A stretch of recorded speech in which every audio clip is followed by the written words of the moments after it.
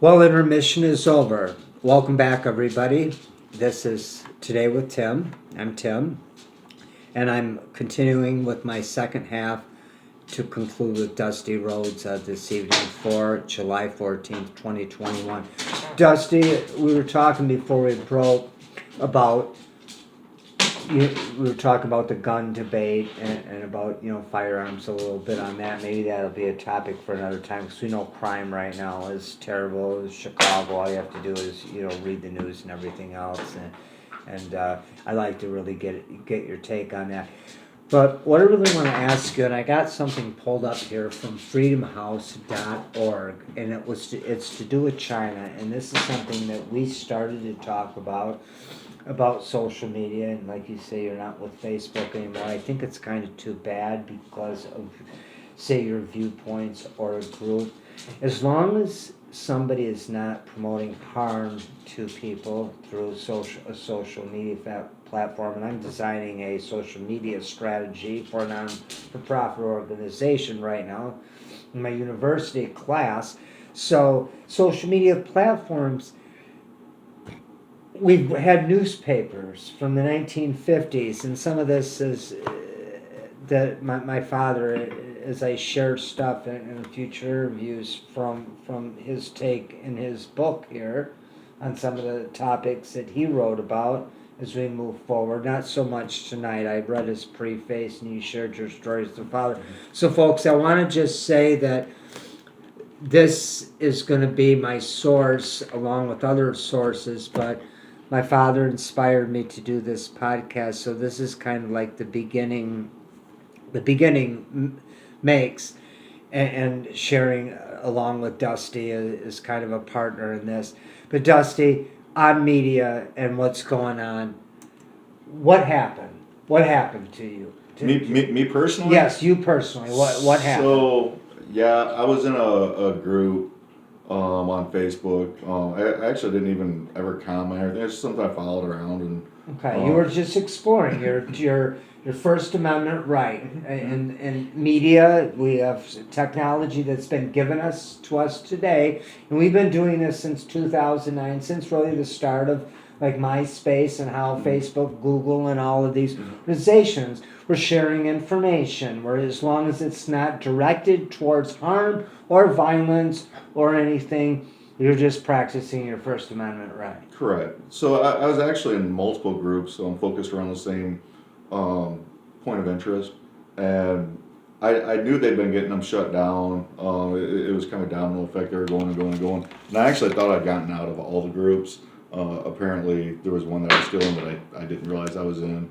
And so basically, when their group got shut down, they shut down the group, and then anybody that was in it caught a lifetime ban. Like what's happening to Donald Trump currently right now. Yeah, well, actually, I thought they said that he could come back in like 2024 or something, which is funny because that should have never happened. He didn't do anything. He was a president of the United States from 2016 until January 20th of 2021. He incited a coup or whatever they want to call it. What happened? An insurrection. The insurrection of January, and we were just talking about that, and I will probably not get too into that. Like I say, folks, in fear of them, they're going to do what they're going to do. But then it's the end of my podcasting career, right? Yes, yes, it is. It is, right? Yep. Now, what do we have here? Remember, isn't it? We the people. It's what I love that. I love that, Dusty. I do, because it is about we the people. So, and you were telling me a little bit, and I didn't want to get into it because I got nervous, of course, about what you were saying about the 1980s. They're called the Boogie Boys. So, yeah, the term Boogie Boys, it was an evolution from the title of a movie. So, there was, people were talking about the possibility of a second revolution. So as a joke, they took on the Joe the Biden. Not to interrupt, but Sure. I if I interrupt you, it's only because I'm in that train of thought. I don't like to do that as a journalist, as a podcast host. It's rude, and I just want to say, not to be rude, but I had to catch you. Joe Biden, our president, was talking about the Revolutionary just today, they couldn't believe what he was saying. Comparing what happened, the insurrection at the Capitol, to, did you hear, you heard about that, right? No, I didn't actually. Well, anyway, the revolution, the civil,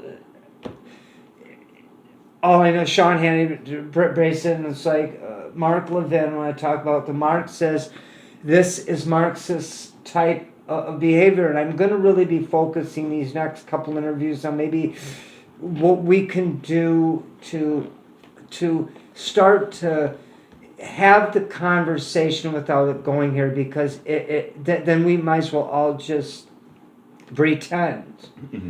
Pretend and just talk to your wife quietly in the privacy of your bedroom, and no more holidays, discussions, no more debates, no more than if that's what we're going to do, because then nobody can have a say in any of this. And that this is not, you can't get educated. You can't have a good functioning society if like Cuba, we just briefly touched on that.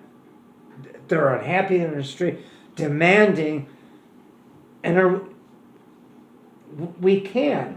And so go on. So the Boogie Boys. Okay, so in the early 80s there was a movie. It was called Breakin'. Then there was a sequel to it called Breakin' 2: The Electric Boogaloo.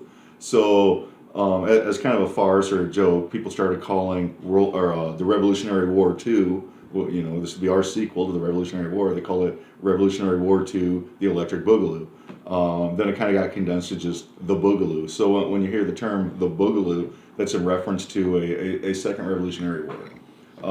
That's not that necessarily anybody's promoting the idea of it. They're just saying, you know, the possibility if things don't straighten up, that there's a very real possibility that there could be a second revolution. People are getting really tired of their rights being trampled, being stepped on, being under the thumb. But why were you government. personally banned? Within that, so then like that kind of stemmed into the ideology, because it's not really there's no formal group, the Boogie Boys. But Again, just you and some associates of a oh no, group it's a large number of people that follow, but it's more of an idea than a group. There's no formal group. There's no meetings. But you like weren't that. plotting anything to where the NSA, because they have all your information. They know they're listening to our But conversation. just like with any group, though, you're always going to have your extremists, right? So there were some people within the Boog community that were talking about doing certain things that aren't things that people should be suggesting and or doing. So then an incident actually took place out west where there was some security officers or FBI or some cops or something that actually were killed by somebody that professed himself as a Boogie Boy. So now all of a sudden, like everybody that was a Boogie Boy is somehow a domestic terrorist. I'm pretty sure I'm on every list, the FBI, NSA, CIA, all the alphabet boys. I'm sure I'm on all their lists. I've never done anything. I've never done anything bad in my life. But that doesn't mean I don't have my own ideologies and opinions about stuff. But now, like, we're all being held as a collective for the actions of a few. And, you know, I thought that was the whole thing, was like, oh, you know, just because you had a couple of these people that did this, you can't hold the whole community accountable for it. Well, it's the same thing there, you know. So anyways, that's what I got banned for, was being in a Boogie Boy group. Again, nothing I ever even commented on anything. I might have liked a couple of memes in there or something. But just the mere fact that I was in their group, I caught a lifetime ban from Facebook. So the government's good about, you know, if anybody's going to challenge them, they like to get ahead of the game. So to discredit the Boogie Boys and a lot of the other similar groups or whatever, you know, it's like, hey, let's label them domestic terrorists. And then, you know, now you've got this Facebook stuff. I haven't come across personally, but I've seen screenshots of it or whatever. It's like, oh, hey, do you know somebody that's becoming an extremist? You should report them.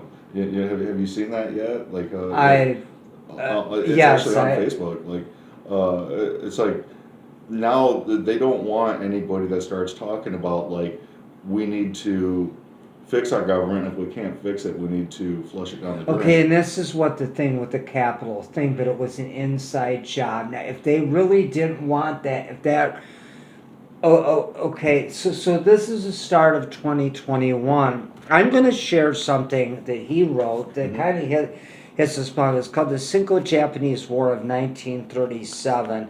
I will share that before we close. But before I do that, and he's talking about storm clouds over China. We're going to get into China. We're going to get into a lot of things as our shows come up. I'm looking at 12 shows with you, Dusty Rhodes, and I like the name Dusty Rhodes. So what a perfect interview for a podcast. But real quick, speaking to what you just said, this came out from Freedom House, and I try to follow some of what the mainstream. But here we go, 2021. Censorship predictions, facial recognition, pushback, Hong Kong, media arrest December 20th. Along in spiritual stuff, when it comes to other sides, good people, evangelists and stuff, you always want to find right ones, and you like fact check and everything because they're swarming out so much information. You can go to the library from the newspapers. So with all information, I say this as a beginning communications major and journalist, that you have to really go with your gut and take facts, and I believe talk to people. And as you hear the opinions of people, just because you're talking about something doesn't mean you're. I think they would know if you're plotting a terrorist attack on something compared to your viewpoints. But this is what I'm saying. Now, it says in this issue, what to watch for in China's internet controls in 2021. You know, this gets into a lot with the China government. We seem to be having this thing now, and Facebook, Google, and all our high-tech companies. I don't know how much they're in bed with all this stuff, but real quick, it says, are targeting journalists, live streamers, and tech firms, worsening attacks on media in Hong Kong. This is in Chinese citizens' efforts to resist spending facial recognition and that in China. And I think what this article is pointing out that's happening in Beijing, China. My dad lays into it too as his start when he first visits China, and I'll read this, but this can kind of tie in here to where we go.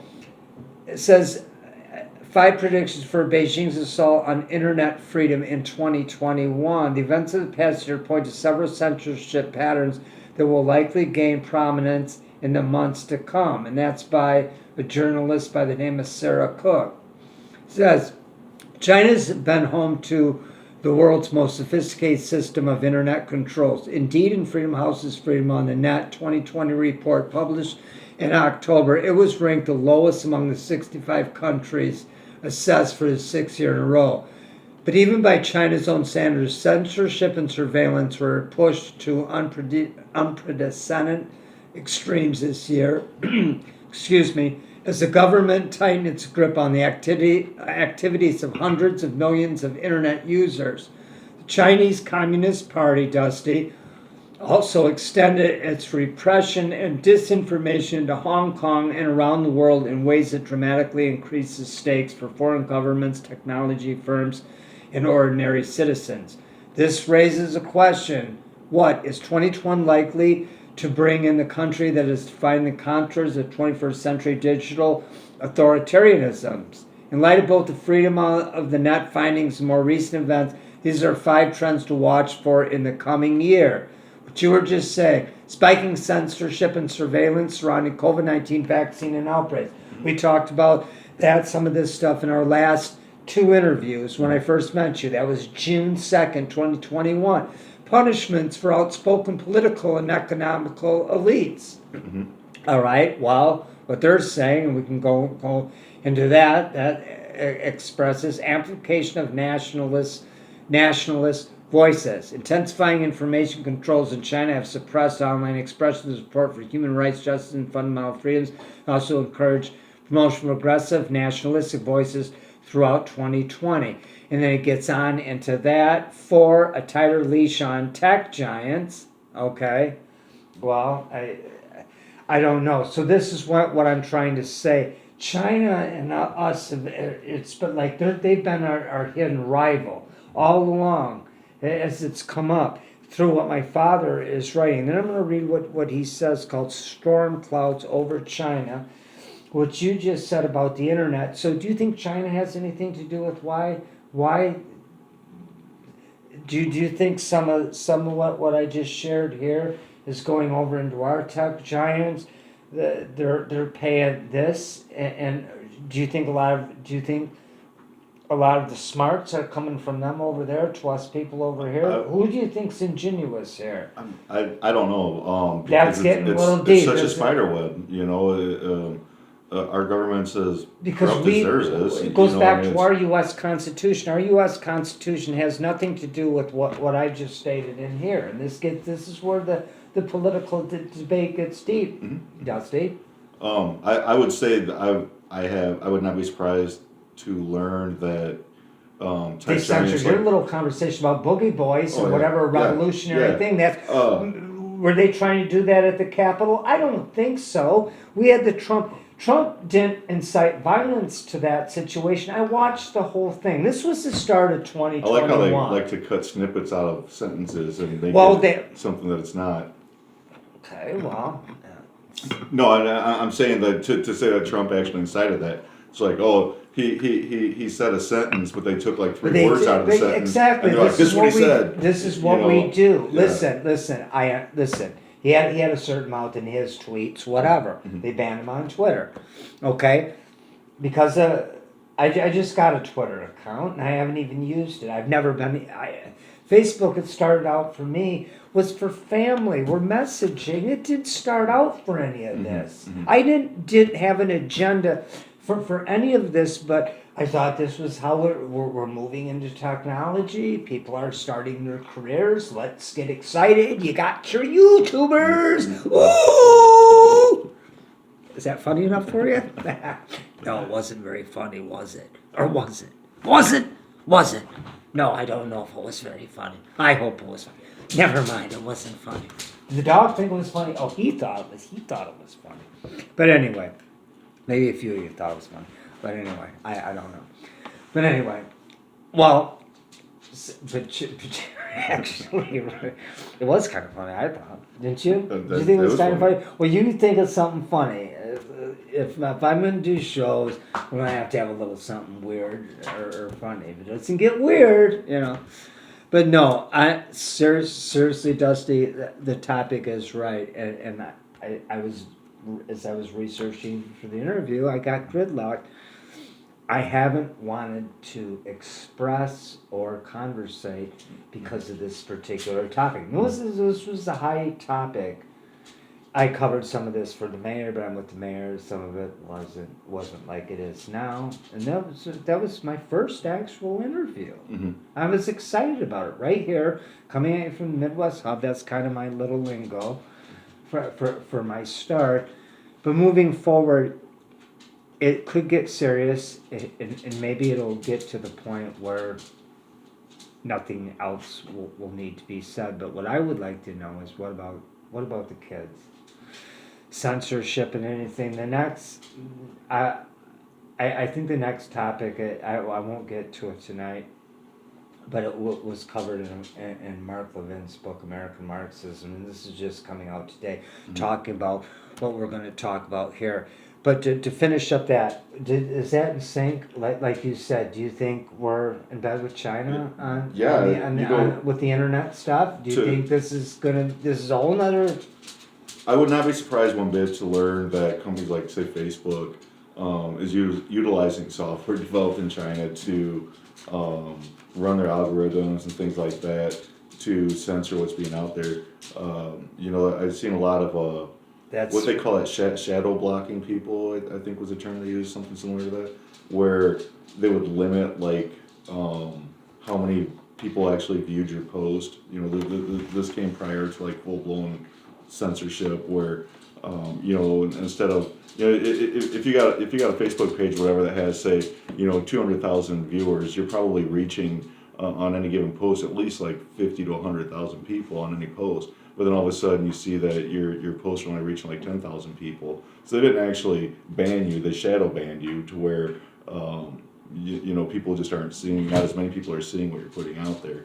But so the censorship's actually been in place for a while now. I don't think people just realized until recently how significant it is or can be as more and more people are getting shut down and more voices are getting silenced.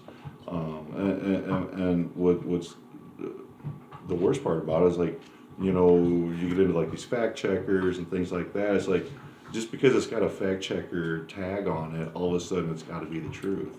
Like, now they can spread lies and be like, oh, this was fact checked, so people are more apt to like believe it. You know what I mean? Like, just because you put a fact check watermark on the bottom right hand Right. corner What, of but what something- about just taking? He let everybody have their say. Take key points out of it. I say 3 things because they have our information. Mhm. If you are planning to harm someone, if you are planning to do a criminal act severely, and then of course they were going to come in and the FBI and all of that. But some of this stuff, just for having conversations or certain things, or whatever, will be the stop of the democracy. And we're going to end it on this part. I'm going to share this, Dusty, and then we'll close this interview. And I'm very excited that we did it. The next thing, and I'll see what I can pinpoint, is where we go from now. The mask thing with children has been something that has been really bothering me lately. Because now CDC has come out with new guidelines, and of course the vaccination and another thing. We haven't talked really about COVID. I wanted to talk more about what's currently I touched on COVID before meeting you in my interviews. I talked about some statistics I brought out, and then with the mayor and the community, and when this all started, and now as you see, like the math teacher for Sauk Valley Community College, he said, well, things we're hoping this fall would be pretty back to normal.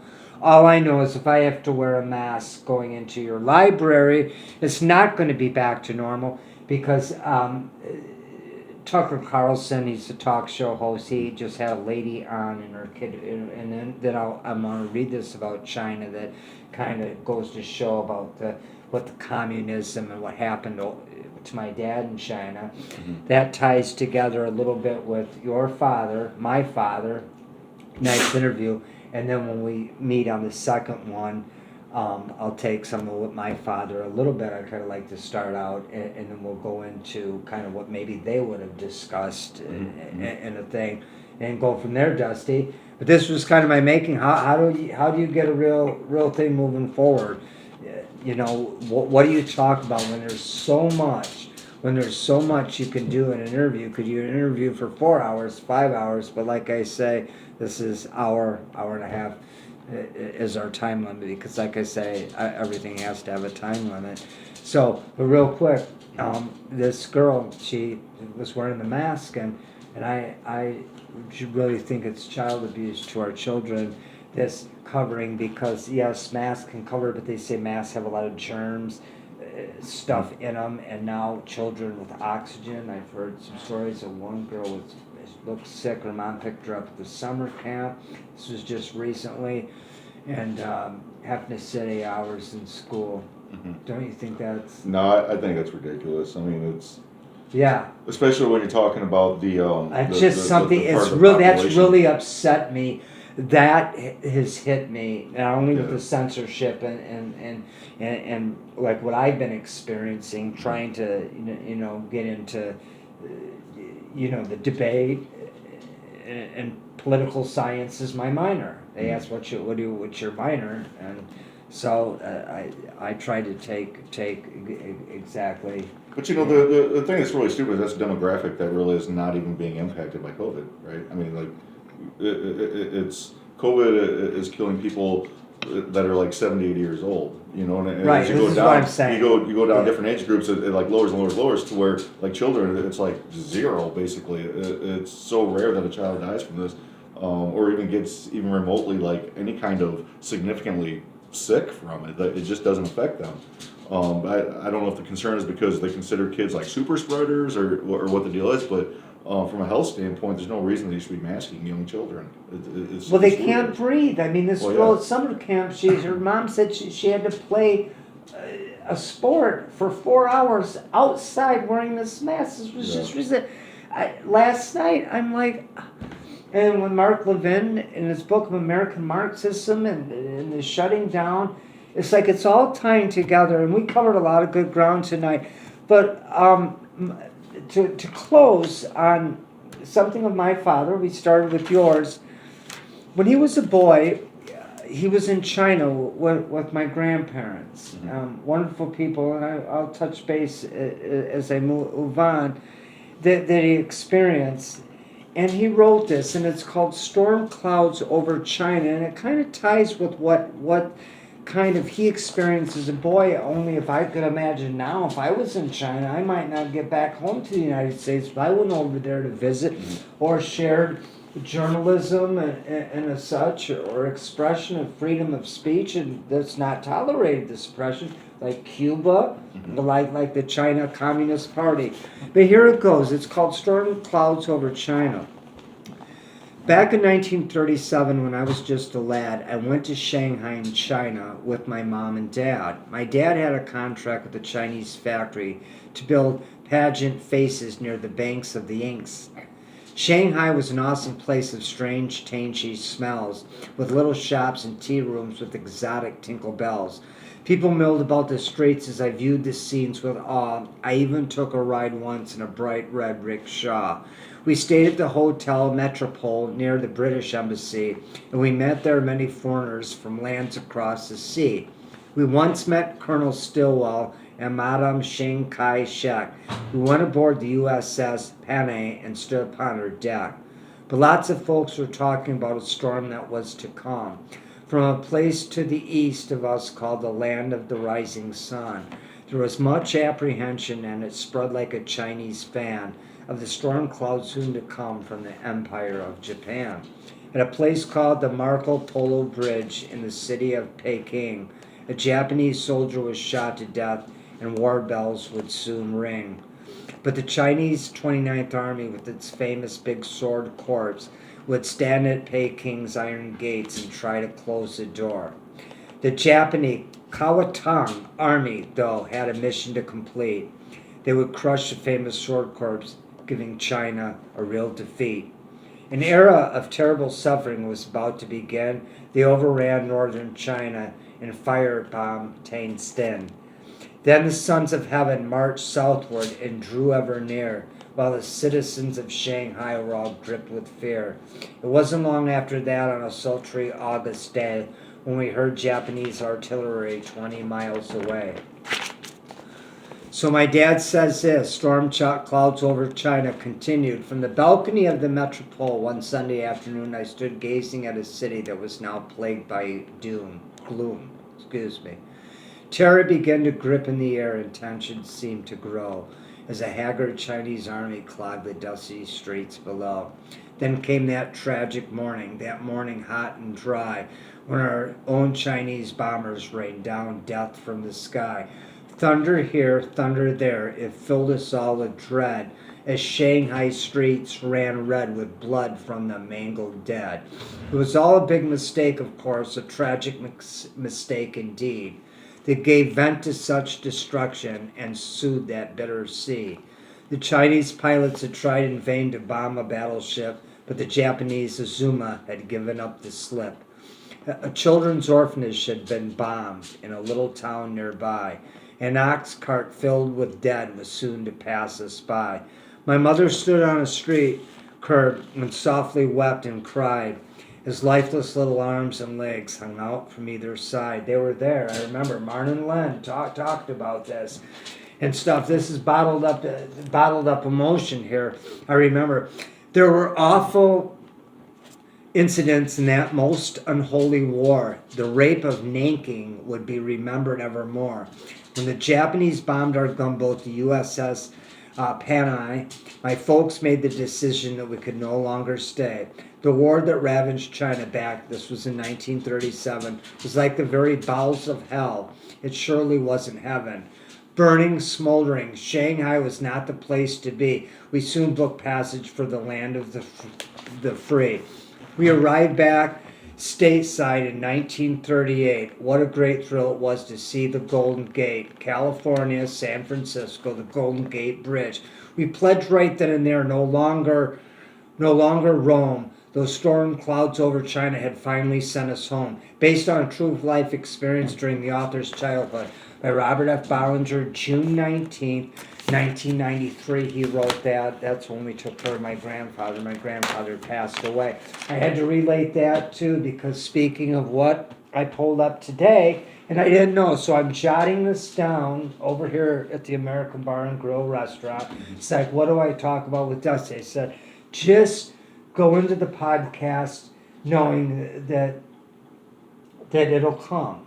And this is what, Dusty, this was awesome tonight. What do you think? Yeah, no, it's a good time, man. Good discussion.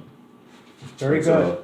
But that poem, that's pretty. I thought it would tie in. Basically, he was there. Yeah. I've never been to China. He saw, and that happened. That happened to them now. Now, could it have been because of this? Then what he saw coming back home as a little boy. Here I am talking to you. Your father was in the Iraq War, talking to you about what they're doing to them. They hate us. Mm-hmm. They hate everything about us. And now we're talking about race, and we'll get onto that. We'll as we move forward, I'll get creative, you'll get creative, and we'll work together on this. But we need to come to a solution. What about your daughter? What about her children? My goodness, what about it? What's going to be left, or maybe not, and then we can go into, because there's religious and Christianity besides politics. Mm-hmm. I think it all ties together. Mm-hmm. I think it truly all ties together. Our founding. Yeah, I'm gravely concerned about what we're leaving our children to.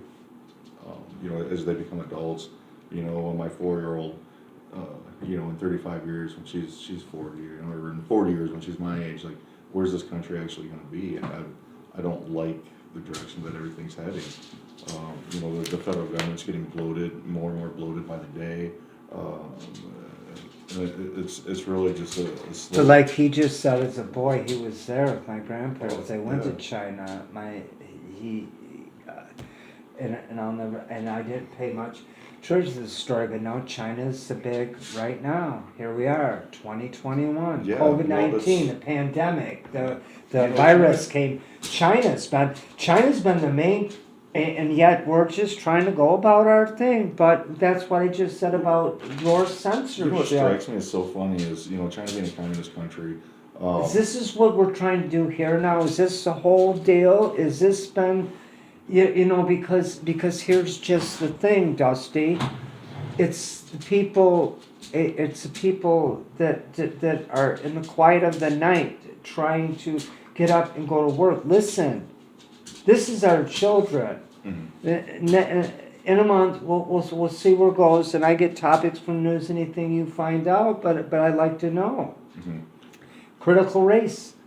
The mass thing going on. School's going to be starting next month, and as it comes time, I'm going to be back in because I'm in with the flow of that. I think this is a topic worth real debate. I just I find it so interesting how China, this communist country, they came out of nowhere, like literally, like just. Japan was kicking their ass in World War II. This is what exactly. What happened. Yeah. And we were. But to take that to context, how China was so fragile and so they just weren't a dominant power in the world, and then just in these last the last couple of decades, how it's risen to such power. But what's strikingly funny to me is that they're this communist country, but the reason that they grew to be where they're at is because of the money that they bring in, right? Well, where does all this money come from? It comes from fucking capitalist, excuse my language, it comes from capitalist countries, such as ours. We got all the money because we're a capitalist society. But they've grown to where they're at because all our money keeps feeding into them. You see what I'm saying? Yeah. We are the ones providing them the money to be able to maintain their communism.